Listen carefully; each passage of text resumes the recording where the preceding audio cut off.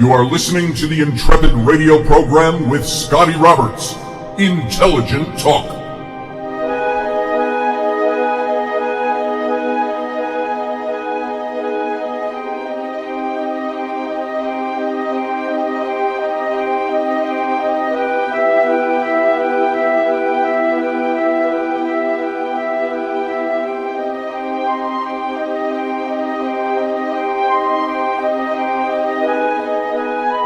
Well, happy Wednesday evening, folks. This is Scotty Roberts. You're listening to the Intrepid radio program right here on Odyssey Radio Network. And you can hear the audio, of course, at odyssey1.com. That's ODYSY1.com. Or you can come over and see the simulcast in video over on my YouTube channel. And that's youtube.com/Mr. Scotty Roberts, Mr. all spelled out. The one advantage to watching in the simulcast on YouTube is that you can join in the active, interactive live stream. Live chat room, and you can talk back and forth. So come on over and experience that if you haven't yet.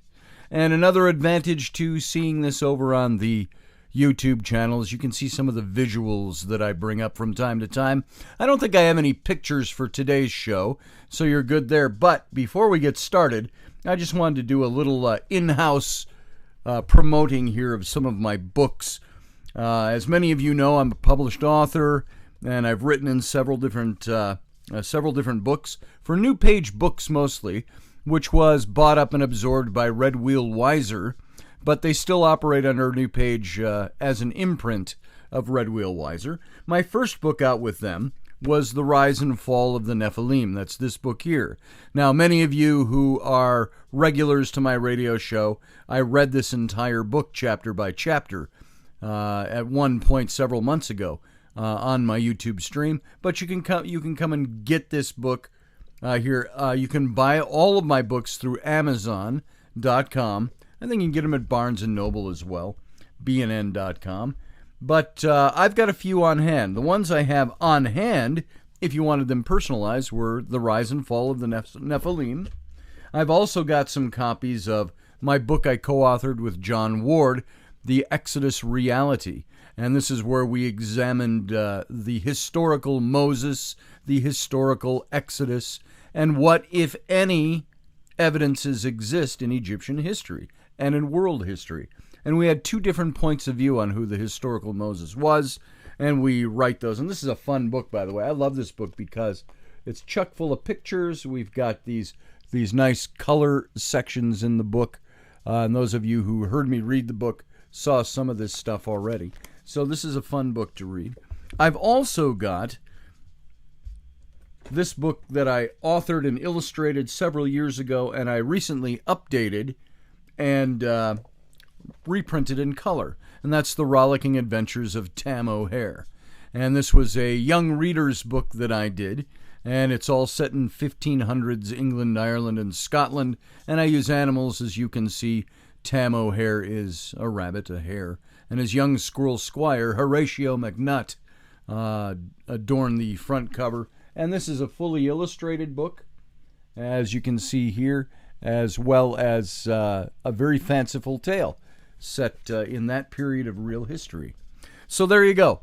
That's some of my own stuff. If you want to pick up any of those, you can write me, and I can certainly get you personalized copies of those books. Otherwise, you can find them anywhere books are sold. I still run across some of my books in the bookstores, Barnes & Noble, of course, being one of the big ones. And you can find them just about anywhere. Amazon.com is one of the best places to get them. So there you go. That's my end of my self-promotion, shameless self-promotion for the beginning of this show. And you can find all of my work, by the way, over at my website, which is passing by right here. Down there you see it. It's going right by, I think, right now live on the scroll bar at the bottom, scottallenroberts.com. All right, thanks for being here. Let's move on with this. You know, I did the show last night, which was all based on nostalgia, looking back into the times that I grew up, the 60s, the 70s mostly. and how things had changed even from that time to current day. I'm not an old guy by any sense of the means, at least not from my perspective. I'm pushing 59, soon to be pushing 60. But I grew up in a time not very long ago where we didn't have the technology that we have nowadays. Communications were very different. As I said, if you wanted to talk to somebody on the phone, you either had your rotary or your push-button phone at home, or if you were out and about, you could pop into a Superman changing station, a phone booth, and make a call for a dime or a quarter it eventually became. And that's how we communicated back then. You were not at the whim of your phone every second of every day. And certainly when cell phones first came out, of course, they were to call people. Now they've become our handheld computers. It is science fiction come to life. So many young people you see nowadays have their faces buried in their phones. I'll sit and go out with groups of people, and more than half of the people are sitting at the table at a restaurant or a bar, and they're doing this. They're looking at their phone, and they're typing, and then they look up and join the conversation. Then they go back to typing, and so on. I've been guilty of doing the same. There are times I'm out with people and I have a message come in, I'm waiting for a message, or something comes in, I've got to answer it. Now, I could just shut that phone off and shove it in my pocket for later, or leave it in the car, which I do sometimes. But this is how communication has changed over the years. And I want to get us into some material that I think is going to be really good for us to cover tonight. And I want to start first by talking, I want to talk about this whole psychology that is behind the whole social media thing. How has communication changed over the years? How has it changed for the good? How has it changed for the ill? And this is something that I think can be problematic, because if you are anything like me and you've spent any amount of time on social media, you can see how that has affected the way people talk to each other, the way people exchange ideas with each other. Communication used to be, when I was growing up, you talked to somebody face to face. So it was very important for your facial expressions, your body language, all of that played into interpreting each other and listening and having a good communication with somebody else. However, that's changed in recent years. I know one of the things that I can hail to in my own experience, I use social media for a purpose. Many times it's to promote my shit. And I also figure if I'm going to go out there and promote my shit, which goes from my illustration and design work to events I used to put on, to the magazine I used to publish, to all the different radio shows I do, to the books I write, I would go out there and promote that stuff and say, hey, I'm one of the million people out there that's saying, come and buy my shit. And so I didn't want to turn into just this mercenary use of the internet and of social media. I thought if I'm going to promote my stuff, I better damn well make myself friendly and approachable. So I spent a lot of time building my personal social presence out there. I wanted people, if I'm going to ask you to read my books or to hire me to do a drawing for you or to illustrate your book or design your logo, design your book, whatever it might be, I want you to get to know who I am on a totally different level. And of course, it's only secondhand because you're not meeting me face to face. You're seeing a social media profile that I set up where, excuse me, it's almost like a resume. I'm putting out my best foot forward. But if I also present my daily self on my social media, people get to see through. I always said I'm an open book. If you want to know something about me, just come and talk to me. Call me on the phone or email me or look at my social media, look at my websites. You're going to see what I'm all about. If you go to my website, scottallenroberts.com, and click on the About link, you'll see everything there is to need to know about me on a superficial level. But I try to make that all personable. Now, in doing that, I have said, here's my family, Here are pictures of the things we do. Here's the adventures I go on, the travels I do, the things I study, the things I research. I am into history, I'm into archaeology, I'm into adventure, I'm into theater, I'm into Star Trek, I'm into all these different things, and so I put those up on my social media so people can see I'm not just a guy out there trying to get you to spend your hard-earned money buying some of my stuff, but also that you see I'm a decent guy, and I'm a fun guy to befriend, and I'm fun to be around. I like people, I like to talk. Why do you think I do radio? I like to talk. However, talking on radio is one-sided. You don't really get to talk back to me unless you come over to the YouTube channel and you look at the live chat. You can talk to me and I'll talk to you back and forth in the chat.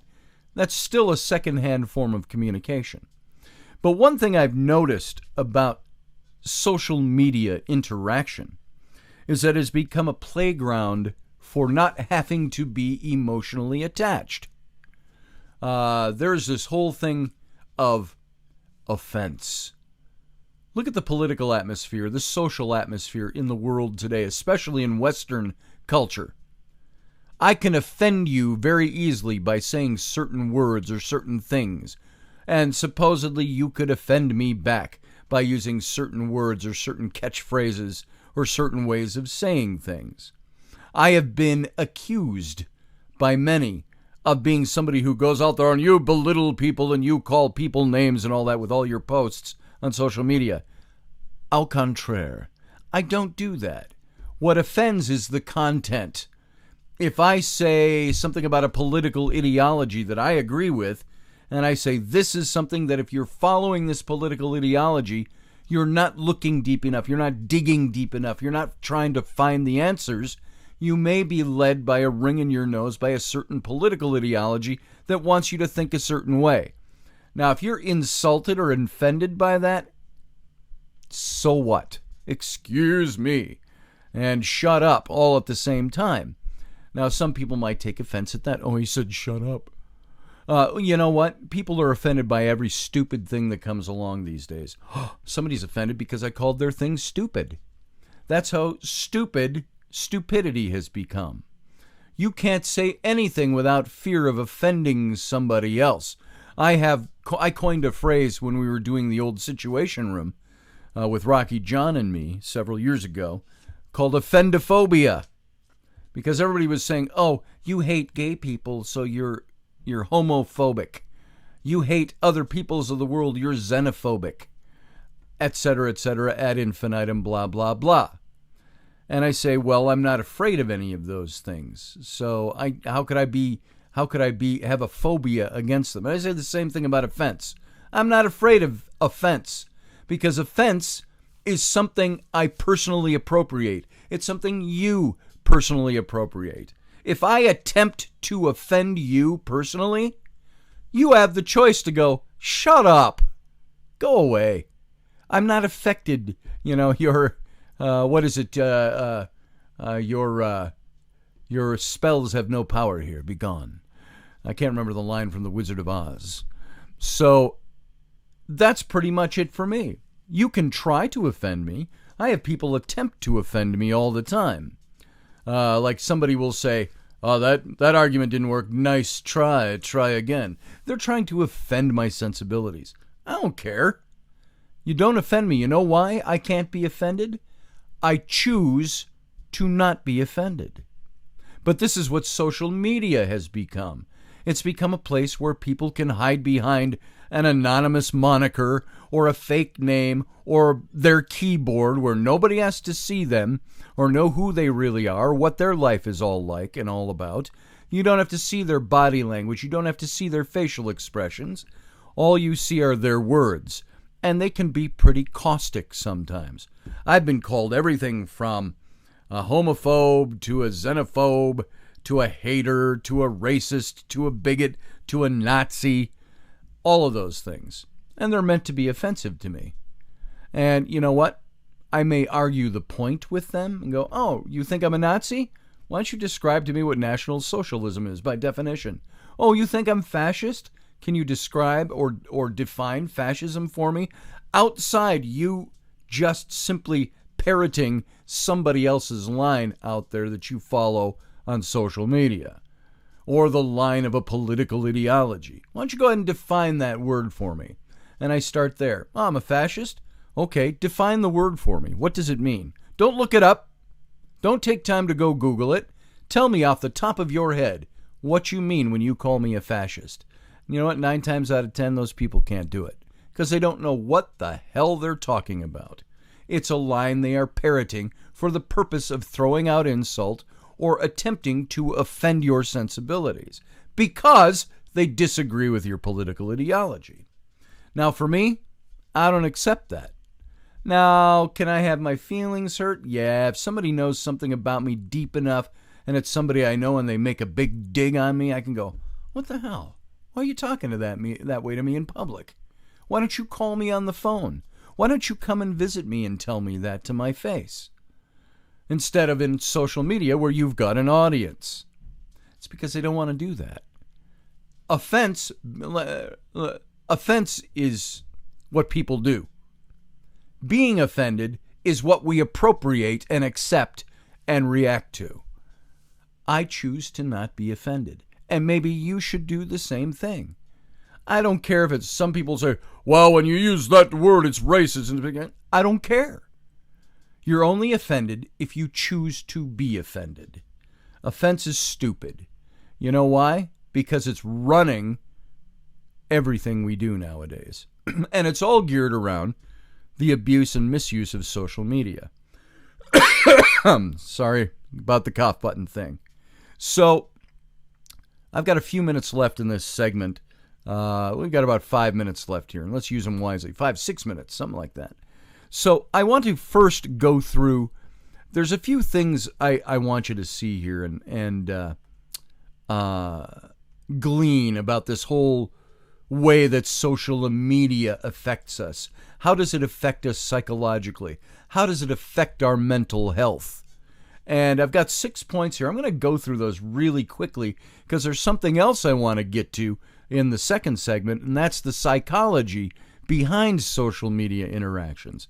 And I think you're going to, we might use some tiny bit smidge of higher language in this, things we don't normally say and use and talk about in our day-to-day interactions. But I think it's good for us all to recap this stuff. It's good to understand this stuff. So I want to go first through. There's this whole idea that health experts are now saying that sitting, like I'm sitting in this stool, you're sitting wherever you're sitting, doing whatever, is the new smoking. It's the inactivity. There's a number of diseases now which sitting has been linked to. And the number of people it apparently kills every year. Sitting is one of the worst things we can do for our health. I know in my own experience, when I had my open heart surgery 2.5 years ago, I tried to get up right away and do things. I was out within a month and I was chopping trees in my yard. And I tried not to overdo it, and I listened to my body, and I thought, I'm going to conquer this really quickly. And then my hip went. For some reason, it was just gone. 3-4 months after the heart surgery, and I had to sit a year as my hip grew worse and worse and worse before I could have the surgery. It had to be 12 calendar months before I could have the surgery done on my hip. So I had a hip replaced. I now have a titanium hip on the right. But all of that sitting in between there, as things got worse, the pain got worse, so on, inactivity came on. Then the fear of being active for fear of creating pain. And I put on a lot of weight. I got very tired. All of that because of these surgeries and the way I let them affect me. And so sitting can kill you. If I don't start getting active, more active than I have been, I've started to get more active. I do more walking now. I do more getting out. I've got a bike that an internal bike, what do you call it? An elliptical type of bike that I have to use more and more, trying to rebuild that core energy and that core strength. But sitting is something that's going to kill you. And so the American Academy of Pediatrics has talked about the effects of social media in young kids, including teens. It includes cyberbullying on top of the sitting. It talks Facebook depression. But the same risks are true for adults across all generations. And there's 6 things that are very damaging about social media. Now, we're all on social media right now. If you're listening to this show, you're listening to a radio show, or you're listening online, you're listening through social interaction. If you are in the chat room watching this on video, it's social interaction. But what are some of the negatives? There's 6 points. Number 1, they say it's addictive. Social interaction. I'll hit these points and I'll see if I can go back and recap them, because I want to be done with this in just a couple of minutes, so we can go out to break, and then we'll come back and we're going to hit some other things. But it's addictive. Experts haven't been in total agreement about whether internet addiction is a real thing, let alone social media addiction, but there's some good evidence that both exist. And it creates introvertism. Extroverts use social media for different reasons. I'm an extrovert. I use it for different reasons.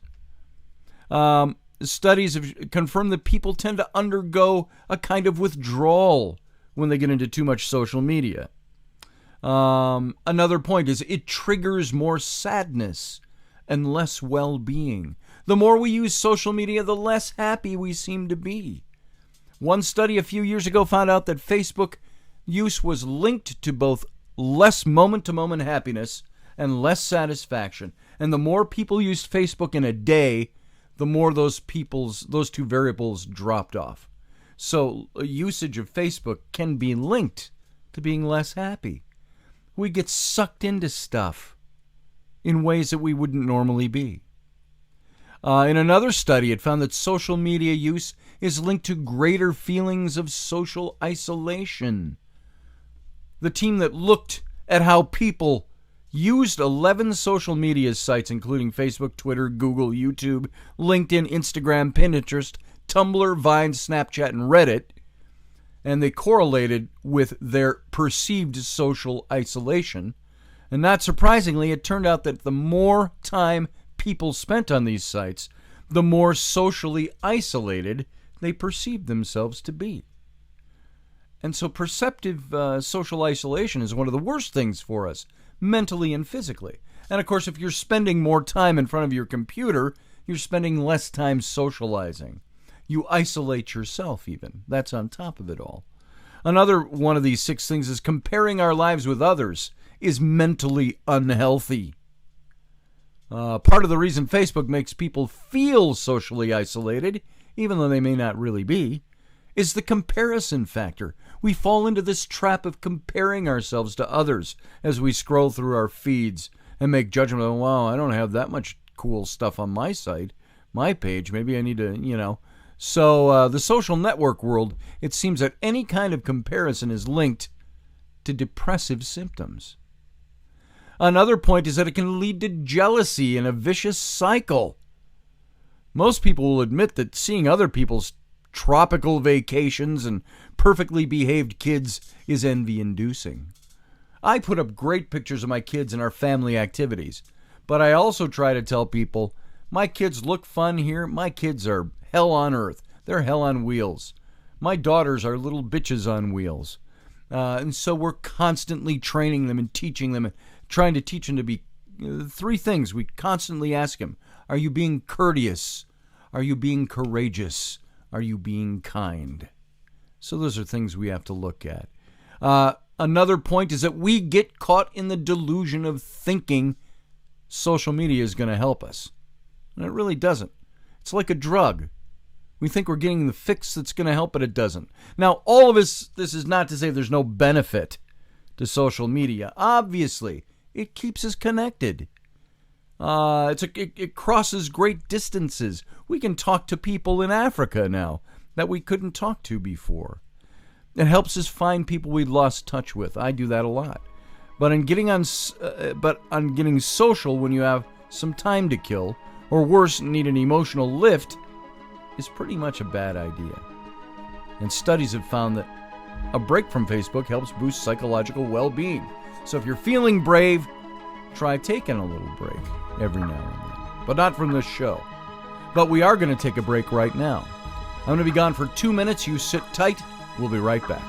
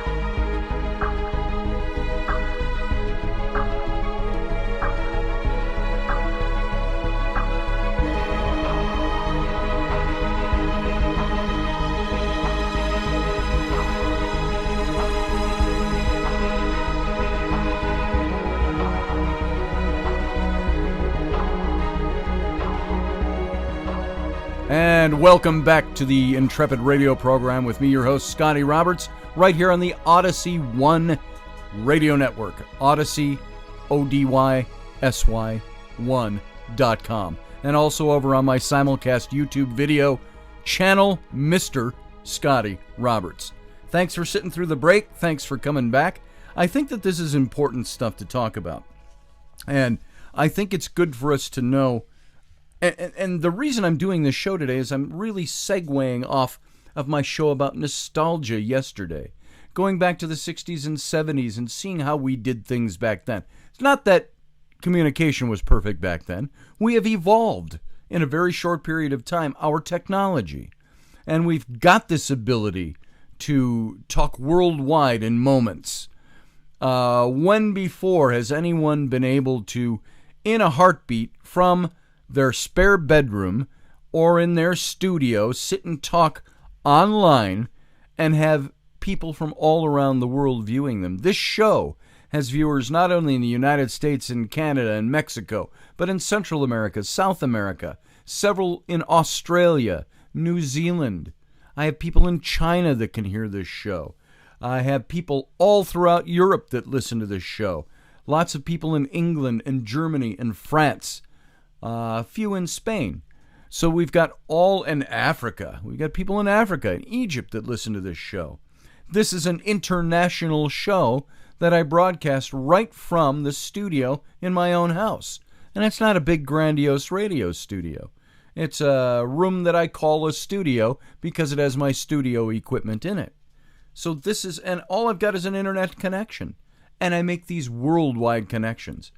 And I communicate on social media because I like people to know I'm more than just the stuff you see. There's more depth to me. I'm a likable person. I'm a decent guy. I say in my own moniker about myself, I'm an all-around decent chap. Well, does that mean I have no faults and no errors and no shortcomings? No. Does it mean I've never caused a problem? No. Does it mean I've never created problems that I can't get myself out of? No. I'm a normal guy. But I express some of that stuff so you all get to know who I am, on top of me asking you to buy my stuff or listen to my show and my words. Hopefully, what you take away from these shows is that these are not things that I have set out here and I am teaching them to you. And you need to do this. These are all things that I talk, everything I talk about are because they move me intrinsically, personally, or they are lessons I need to learn, things I need to be doing. And I hope you catch that in these shows. Now, we left off talking about, at the end of the first segment, the psychology behind social media interactions.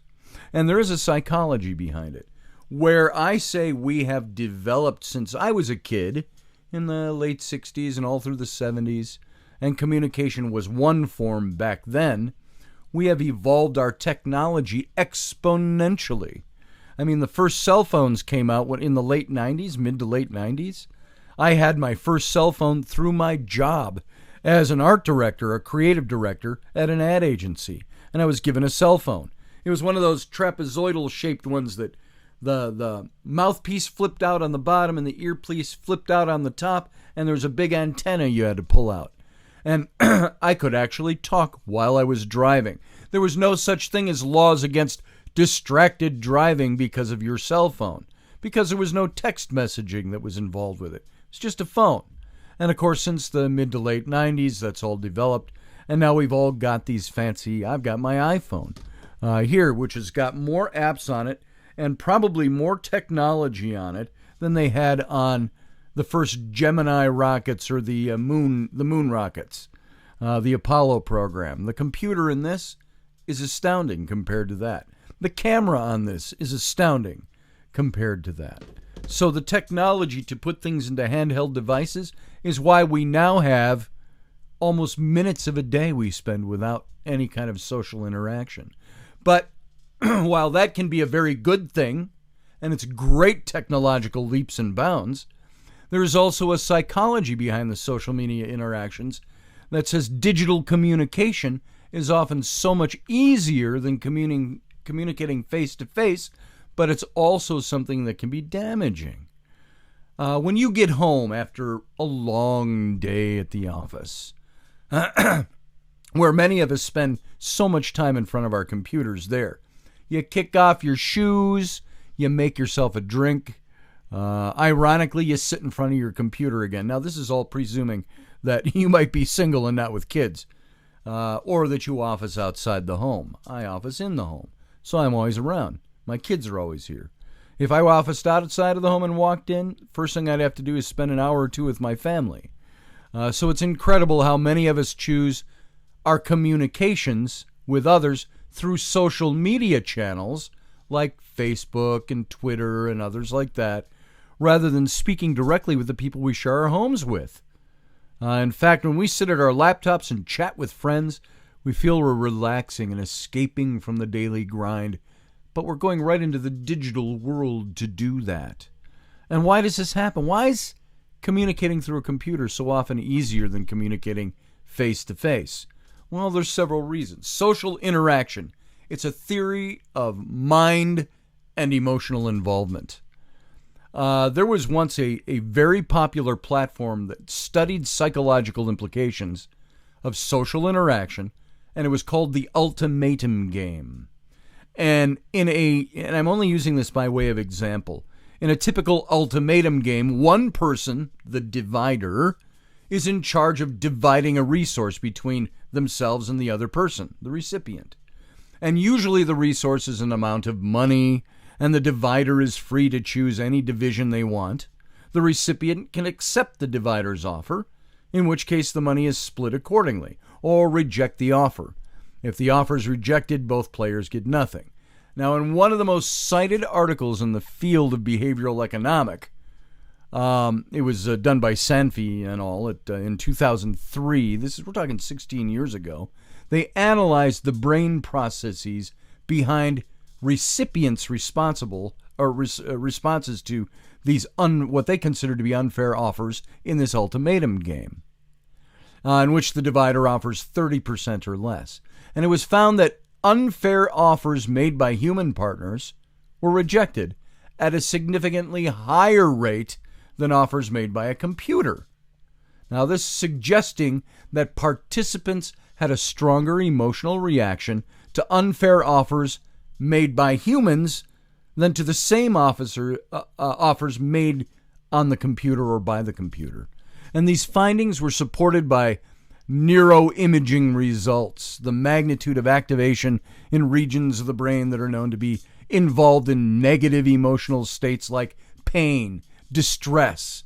These things were greatly more significant for unfair offers that came through human beings and human interaction compared with unfair offers from computer counterparts. There's many times I'll have somebody tell me, I'm going to charge you $10 for that $1 item. And I go, what, do you think I'm an idiot?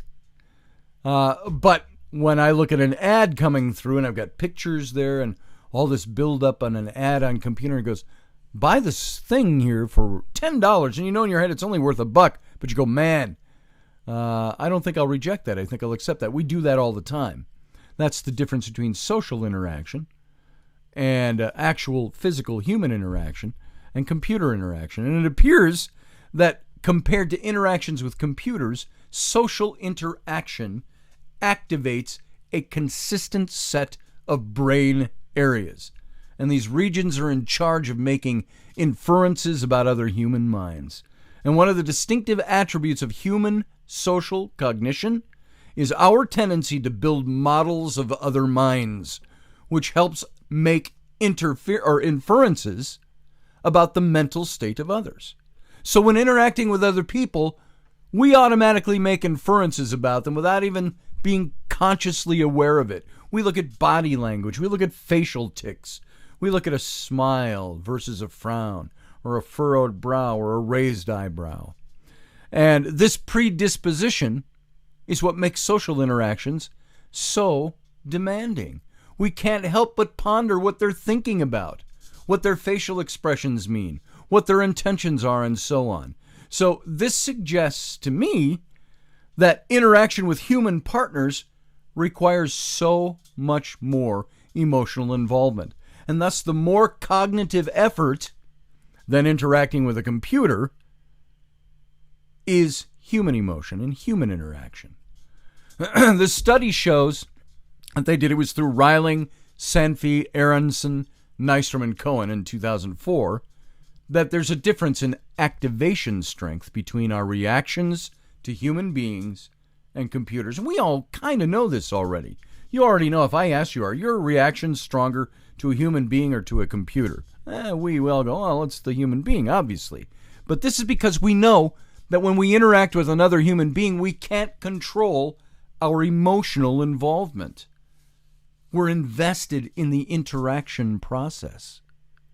The activation of specific brain areas is automatic once our mental radar detects that it's another living human being that we're reacting with.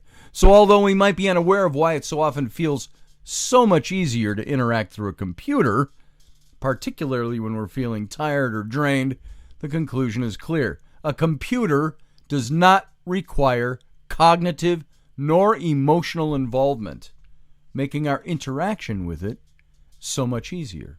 Now, this, I believe, is why you find so much problem in social media interaction. It's because it doesn't require any kind of cognitive or emotional recognition or involvement. You can say what you want to say with impunity, practically. And the only time anybody comes back at you and says, hey, you're being a troll, or you're doing this, or you're doing that, those people just brush it off. Yeah, whatever, maggot, whatever, F nut, whatever, go F yourself. You know, this is how people react when they're confronted for the way they act that is lacking in that requirement, that requisite cognitive interaction with human beings. And so when somebody calls me a Nazi, I've been accused, I mentioned this before, I've been accused of, by people who want to argue with me on the internet. And by the way, let me take that one more rabbit trail back. I post a lot of political stuff, and I have been for the last couple of years because I do a political talk radio show. I throw up political things that are either informative, or they're button pushers, or they're pot stirrers, because I want to see how people react to this and what their information is. Sometimes I get good responses, sometimes I get bad. I'm really surprised at the number of people that want to be my friends that say nothing to me on a friendship level. It's always usually to call me out on my political ideologies. It's like, why are you here? What do you want to be my friend for? Some of these are people I even know in real life, but that we've gotten to know better through social media because we interact more. But those interactions are always superficial. And it's generally, there's a whole list of people I could make you off the top of my head. I know their names. People I never see comment on anything unless they are commenting to try to take down a bit of my political ideology that I put up. They want to contend with me. So go ahead, you can contend with me. But those are also some of the same people who call me an idiot or a Nazi or a bigot or a racist or whatever. And I'd let them go so far. And I'll say, okay, that's enough with the demeaning epithets. Let's talk. Let's dialogue. They usually don't want a dialogue. And those are the people that don't require, or they're operating without recognizing the requirement of cognitive and emotional involvement. So that's why this happens. So why is communication through social-oriented websites so much easier than face-to-face? Its studies have found that day-to-day interactions are based almost entirely on non-verbal communications. Do you realize that? Realize how much you communicate to each other without saying anything at all? Before the actual words start coming out of your mouth? I can tell when my wife gets up in the morning, I can tell if she's grumpy. If she got up on the wrong side of the bed, I think she can probably tell the same thing about me. If she comes out, doesn't make any eye contact with me, kind of muscles her way in between me and the counter so she can find a cup to get her coffee, sometimes I think, ooh, is she just trying to touch my body? With her body? No, 9 times out of 10, she's like, get the F out of my way. I'm trying to make coffee. But she doesn't have to say that. It's body language. So we communicate a lot through nonverbals. When we interact with other people, we're continuously processing wordless information, wordless signals. Try this sometime. Just don't go out of your way, but take notice of all the nonverbals that you pick up. Tone of voice, gestures, body language, eye contact, and even the physical distance between us and the other person. Look at those things and see how they affect when somebody, it's phrases, you know. I found what you said very interesting. Now, somebody types that out. It's a bland statement, somewhat complimentary.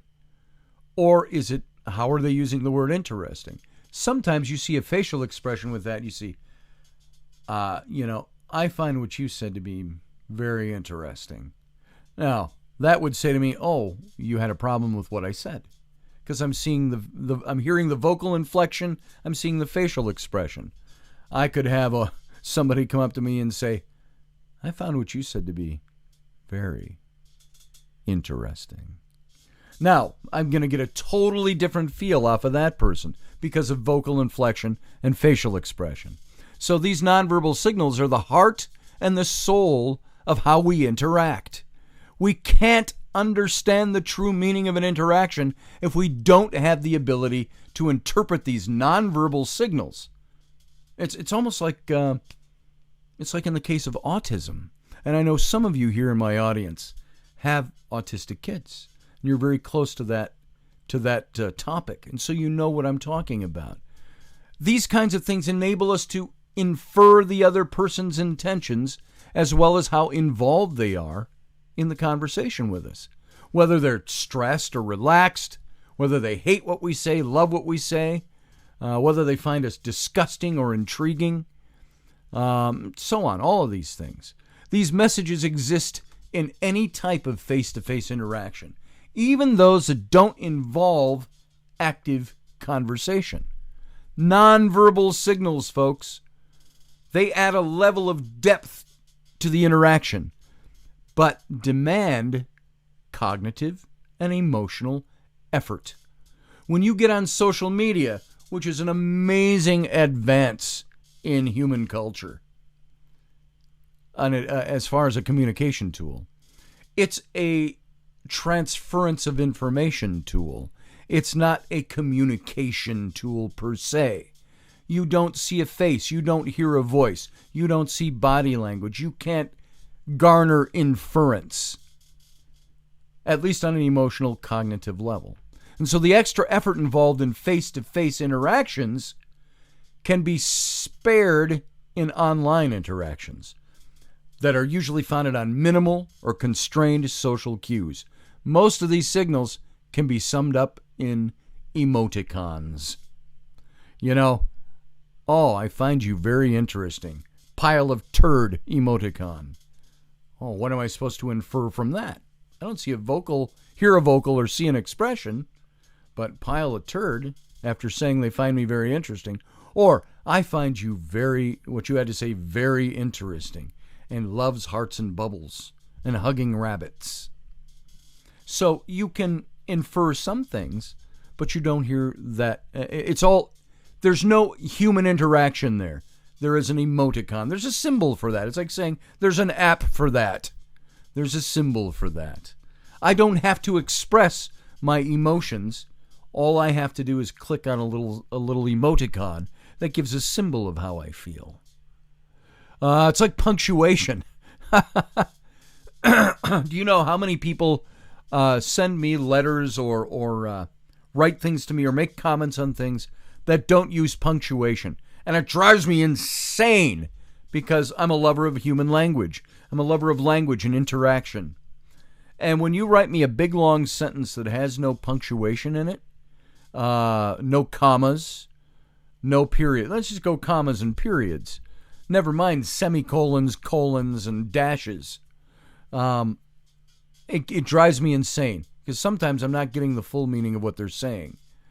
An exclamation point could mean, I'm angry, all capital letters can mean I'm angry. Or it can mean I want this sentence to stand out. Buy my book today in all caps. Exclamation point. So these platforms help people project any image they want.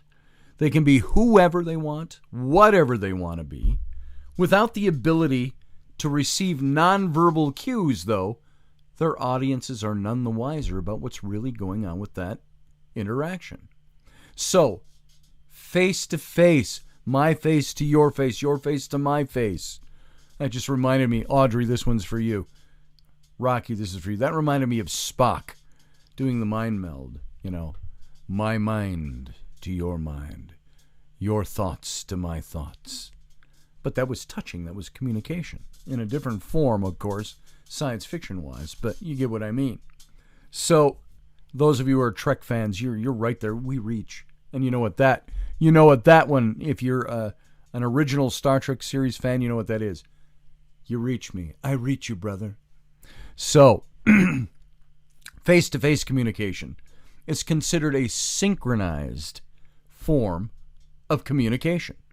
One person is silent while the other speaks. Most of the time, unless you're arguing.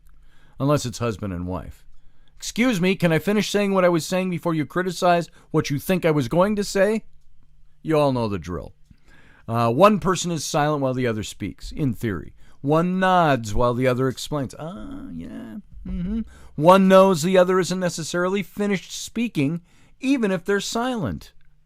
We can tell when our counterpart is processing information. Synchronized behavior is impossible online, as we can't see the other person.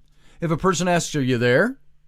in a messaging platform, and doesn't receive an immediate answer, there's no way to ascertain whether the other person isn't answered because they're not there, or because they just don't feel like speaking at the moment, or because they're angry with the speaker. I get that all the time. Somebody throws up in some political debate going on a thread on my social media. "Oh, I can see you didn't answer my question I posted 2 minutes ago. You must not be able to. You're running with your tail between your legs."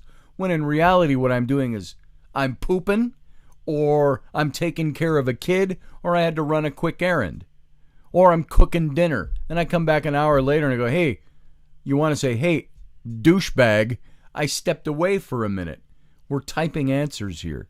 If you were in a conversation with me, I'd said, "Hey, I got to go take a poop. You can come and hang out in the bathroom with me, continue the conversation, or we'll pick it up when I'm done." I don't mean to be crass just to be crass. Maybe a little comic relief there, but certainly there are reasons you step away from things on social media. It's this type of unsynchronized communication, that interaction, that needs not be coordinated because the behavior is not directed by the other person's feedback. And people in online conversations and interactions are much more casual because they don't have to be attentive to each other's signals. Verbal and symbolic feedback isn't immediate. So there's no need to be constantly aware of the other person's responses. It makes the interaction less demanding. It enables us to do other things concurrently. For example, browse other websites or communicate with other people at the same time without causing offense. When I'm sometimes having a messenger conversation with somebody back and forth, I can find myself typing an answer to their question, and then I hop back over to what I was doing. I'm reading a news article or something, and I see their response pop up. And if I'm reading something somewhere else, I take a minute, and then I go back and I answer their question. We do that all the time. So it's well documented that observing others in particular emotional states automatically triggers that observing others is representation of that state in the observer. So if we see another person sad, we're going to experience how that person feels. This phenomenon is believed to support our ability to understand social interaction. We share other people's emotional states. We have empathy. That facilitates our understanding and prediction of their intentions and actions, because emotions make individuals feel, act, and view the world in a similar fashion. When I talk on the radio here, we're not having a personal conversation. We can. We could get on Messenger and talk to each other and see each other's faces.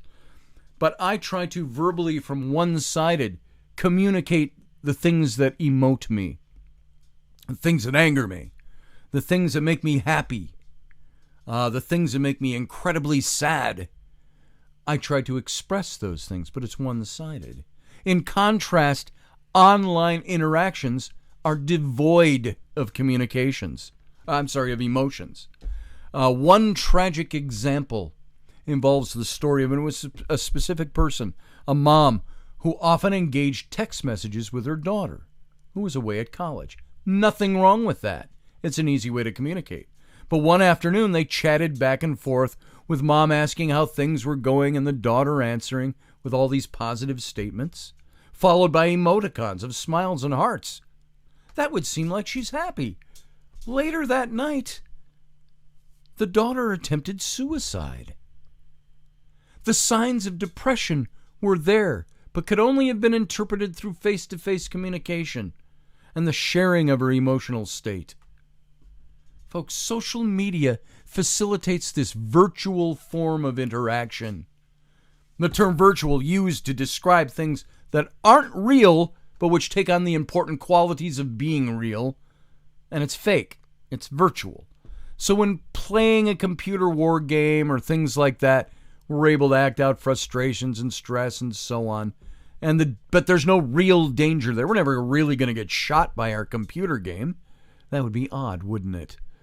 This is why I want a holodeck, by the way. We were talking about that in the chat room. You feel connected with somebody because of the difficulties and complexities of face-to-face interaction. Compared to interactions with computers, interactions with human counterparts require more emotional involvement and cognitive effort and brain activation. When we are not in the mood to exercise these resources, we too often choose the easier, which is this whole verbal thing. Remember, a computer does not require cognitive or emotional involvement. And so that is, I think, where the advance in technology has also hurt us in the way we communicate with each other. And I'd like to say more in the little falling action out of this, but we're out of time. We're at the end of the hour. Folks, thank you for being here. We're going to take a 23-hour break, and we'll be right back here tomorrow night. Thanks for listening. We'll see you next time.